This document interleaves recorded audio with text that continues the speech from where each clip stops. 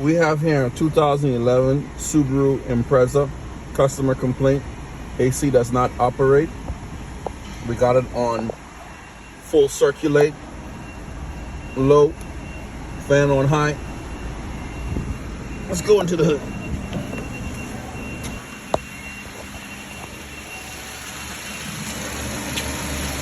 As you can see, the AC compressor is not engaged.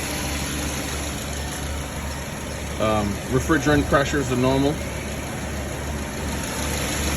We're just gonna pull the signal wire right here.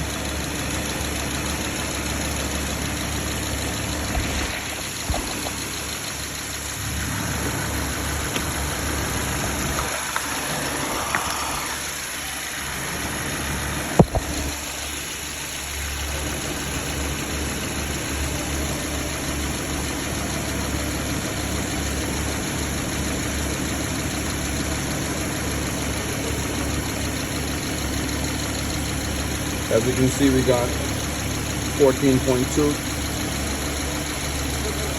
volts, which is the compressor clutch supply voltage or signal voltage. We need a compressor. Compressor clutch is faulty.